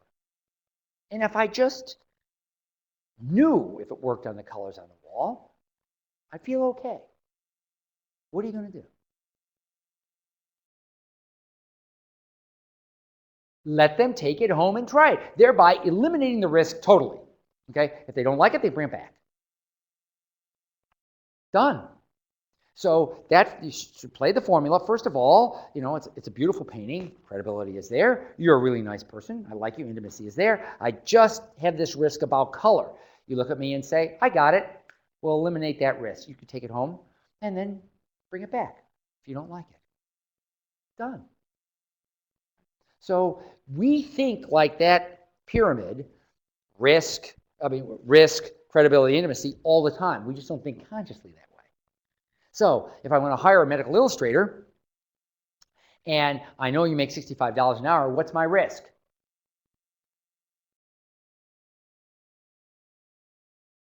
I don't know how many hours you're going to take. So I have no idea. So I go to you and you're a medical illustrator and you're good. And you look at my work and you say, take me 20 minutes. And you say to me, I can get that done for you for $200. And I think, really? What if it takes you longer? Doesn't make any difference. Whatever, $200 and you'll have your work that you can print in your book or whatever you need to do with it. Just for $200, that's it, no risk. Great. Here's the $200 because you've eliminated my risk. Okay? $65 an hour, you could take a week. You could soak me for God knows how much. But now I know it's just going to cost me $200. You take the risk. But I'm assuming that you know more about your business than he does or she does. Okay? So I have a piece of work that I want you to do. If I don't know how long that's going to take you, but you should have a much better idea.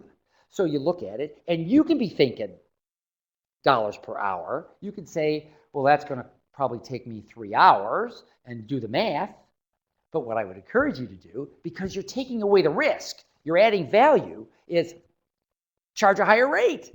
Why? Because you're taking away the risk. Every other illustrator is 65 bucks an hour. I got risk. You don't have any risk like that. You've added value. Same piece of work when you're done, but yours is of higher value because I didn't have to bring any risk to the party. Thank you. Make sense? Another one? Yeah, we have another online question. This one's from Mallory. How do you increase brand value with hardly any money? Well, one thing is there are a bunch of books out there like on guerrilla marketing tactics and so on and so forth that you can get from the library or you can download into your iPad pretty inexpensively. So the long dissertation about not spending any money, you can get a lot better than I have time for right here. The important thing is this.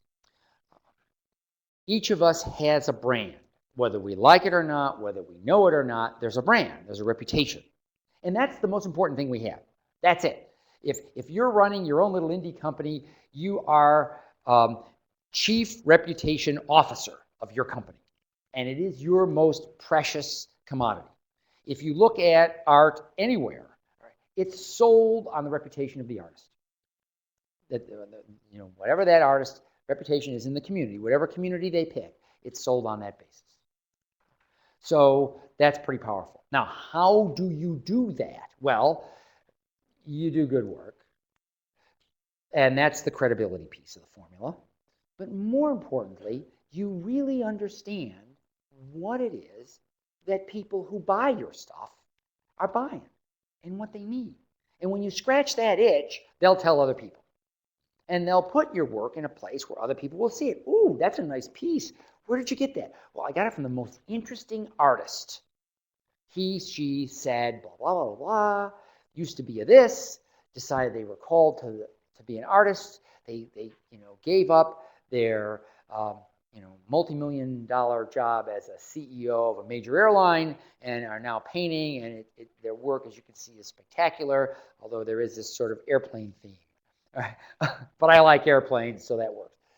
That's the kind of stuff. You're not going to build a brand without a story. You're not going to build a brand without a message.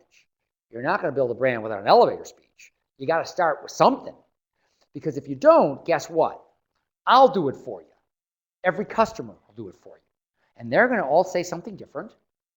And your competitors, who are also out there, there's lots of you, might not say something quite as positive as you would like to say. So you need to the first step in the brand is get the story straight and make it so that it appeals to the people that you want to sell. And if you don't know what that is, well, you're never going to build a brand anyhow, because that's what a brand is. These brands that, when people say Apple or IBM or General Motors or whatever, these people have spent years and millions building those very carefully. You don't have years, you don't have millions and millions, but you have a beginning, the same beginning they had, which is that story and that identity. Sense?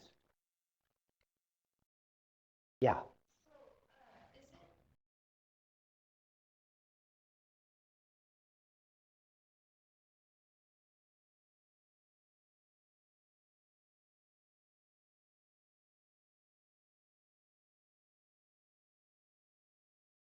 But I'm not quite sure.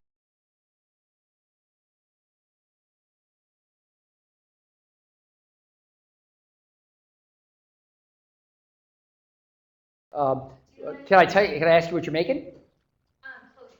Clothing, okay. What kind of clothing? Skirts and. Anything I'd look good in? Oh, well, it depends on what you're into. Okay, so right away, half of the human race, you've got rid of them, and that's good, that's good. That's a start. You're narrowing, okay? All right, then the next step is, all right, now that we got rid of half of the human race, how old are these people who are going to wear your stuff?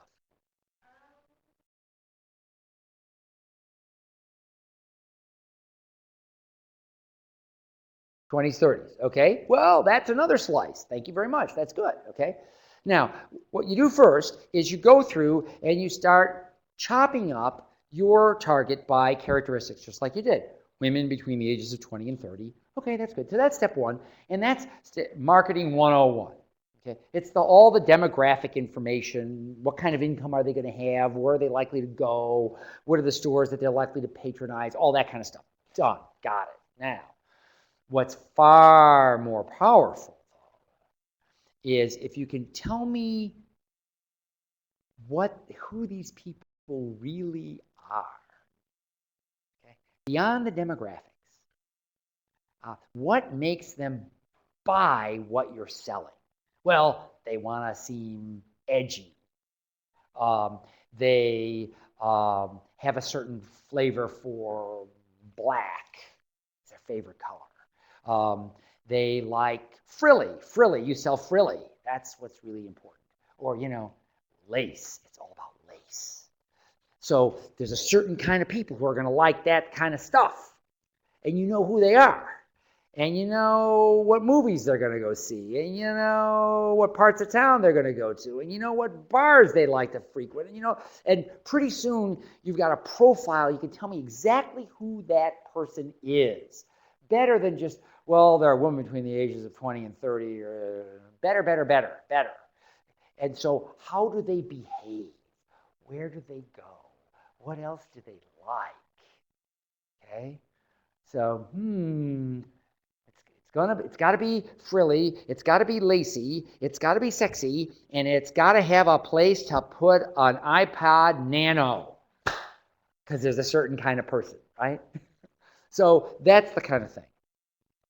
So who is that person? You want to describe that person in any way you possibly can. You might think, well, that's pretty narrow. Yeah, all the people who are like that, and all the people who want to be like that, and all the people who are friends of the people who are like that and want to be like that, and all their friends, and pretty soon it's not so narrow anymore. Answer your question? Okay. Oh? Yeah, we have another one online. This one's from Cindy. She'd like to know, she's a jeweler, and she wants to know, how do you get your shop close to the front of the line so that people will see you? How do you get what now? Your shop. Let's say, I think it's, in terms of people who maybe sell online through Etsy, or even I think just out in the market. How do you get to the forefront so that people see you and know who you are? Now you're going to have a whole session on the web, so I don't want to steal too much of that thunder. But the basic number one thing that you should always remember is that the average amount of time on a home page is 7/10 of a second. 7/10 of a second. That's a blink. So that means it pops up and I either know I'm home or I'm not. Boop, done, gone. All right. Yes, no, that fast, literally that fast. And for those of you who haven't read Blink, B-L-I-N-K, by Malcolm Gladwell, you really should, because it begins with a great story about art and how people can grab it just like that. Okay. So the first thing is, whatever it is, if your presence is on the line, it's got to be very compelling and very captivating to a certain specific group of people. You notice there's a common theme coming back. So if you know who those target people are, the way we describe them for her dress, then you know who those target people are, and you know where they go. You know where they go. You know the websites they look at. You know the kinds of things they're likely to put into Google. You know. And if you know that, then you can do a whole bunch of things. First of all, you can make your website searchable essentially for free by using a lot of those terms and a lot of those ideas and a lot of those images. Also, if you want to, you can buy Google ads and that type of stuff that'll put you literally on Google higher up. But I can tell you one thing, if you're saying, I'm selling jewelry, do you want to buy? There's a lot of people selling jewelry. So understand, you're not Tiffany's. You don't have that kind of a brand where you're selling it to everybody who will pay 4 or 5 or 10 times what it's worth just to have that little blue box, right? Okay. Because what do they buy? Do they buy Tiffany's jewelry? No, they buy the blue box. That's it. They're buying a blue box. That's the brand. That's the power. That's what puts Tiffany in the front of the line, the blue box. Because somebody's going to open it, they're going to look down inside, and it's a trinket just like any jewelry maker around on listening to this could make, but it's in a blue box. So it's worth 5 times what you would charge, even though it's the same stuff as yours. And maybe not even as good. Did I answer that question? Yeah, again, tune in for the thing on the whole web thing. You have a whole session on that. They'll just go into all the tips and tricks on how to do that. But the number one trick is know your customer, know who is likely to hit you. The good thing about it is you can buy a lot of information about those people through Google and that type of stuff that'll help you form that. It could be something as silly as where are they coming from and what time of day do they buy. 10 minutes left, and questions, comments, concerns? Any more? Do we use up all the line? More. Yeah. I'll take them. We got Okay. 10 minutes left. So Susan would like to know, when referring to energy at every level, what is it that customers care about? The feeling that people get when they look at your piece is energy. So where did that energy come from? Well, to a certain extent, it came from you. I mean, you put that energy into that piece, and they're getting it out. Now, they may not get out exactly the same flavor you put in. That's fine. They're not artists, usually, often. You are. So it's, if you think about your business in terms of energy flows, because what you do takes energy, whether it's working on your business or working on your art, it's a major eye-opener and a major door opener. People will say, well, I don't do this because I don't want to spend the time. What you really mean is you don't want to spend the energy. So why is it that you don't ask your customers why they bought your painting, sculpture, jewelry, whatever? You didn't have the time? They were right there. Why don't you ask them? They didn't have the energy. It takes energy to be able to do that, just like it takes energy to ask a question in a class full of people. I don't want people to think that I'm stupid. Oh, no, no, no, no. I'm not going to raise my hand. It's tricky. Okay. So you have to overcome that fear. One of the things that is fairly powerful is to understand how the human brain is designed. We think that people buy our stuff because of the upper part of the brain, the part of the brain that appreciates art and the higher, more elevated things in life. And that's certainly true. Really, what drives is the lower part of the brain, what the brain scientists call the limbic system, how they feel in their gut, okay, when they see it, what that feeling is. And that feeling doesn't come out of the hop, it comes out of the bottom. It's that initial impression that's powerful. It keeps on going as they kind of get into it and they look at it and they admire it and they think of how it would look in their house or around their neck, and they get into it more and more and more and more. If you understand how to do that and how to package that for, again, not for everybody, but for your particular targets, that's really powerful. Remember, that part of your brain only is really, really dumb. You're dealing with a very stupid part of your head. It's the same part of your brain that we share with lizards and, lower life forms. That part of your brain only has 3 questions. Will it eat me? Can I eat it? Is it different? That's it. That's it. Will it eat me? Can I eat it? Is it different? Now, those of you who were around and observant during the last political campaign, did the last political campaign run on those 3 questions? You betcha, right? Can I get a job? Am I going to lose my job or my house? And what is this strange thing that they're doing with healthcare? Right? Those 3 things. And the reason is, if you think about it, those are 3 things that pretty much everything that walks and crawls or flies worries about, and so do we. Can I eat it? Will it eat me? And is it different? Now, if you have a very unique piece of art, is it different could be a problem as much as it is an advantage in the world of brain science. Now, this dumb part of your head, it only has 3 questions and it only has 3 strategies. And those 3 strategies are fight, flight, or freeze. That's it. Right? So remember the dumb part of your head. Okay, so I say, any questions? And you go, what's that? Freeze. Okay? So you're seeing it run right now, right here. All you, talented, intelligent people are running on the lower part of your brain. It's okay. We all do. It's okay. All right? Fight is, if I pop up that homepage and I look at it and it doesn't work with me, it's gone. 7/10 of a second. Gone. Right? If I have to struggle my way through buying something online, that's a fight. I'm out of here. I'm done. Gone. Okay. Flee. If it's complicated, if it's difficult, if it's a problem, if I have to do extra work or any of that stuff, I'll run. And if I feel threatened in any way, shape, or form by your art or what you're saying or the story or anything like that, I'm going to push back. Why? Because I'm a human being. We all do. It's nothing to be ashamed of. It's human. So if you look at these basic needs we talked about, if you understand sort of the fundamental principles of brain science, that's what's going on here. When I look at your work of art, I'm seeing it both from the top of my head and the bottom of my head. That's the secret.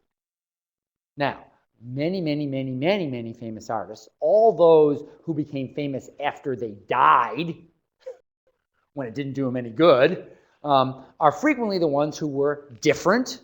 They were unusual. They had a unique vision.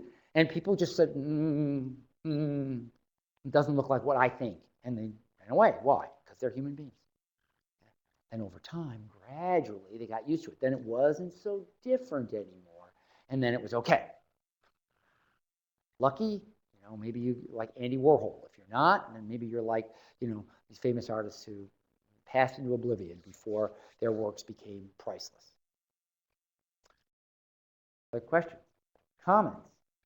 How we doing? About 2 minutes.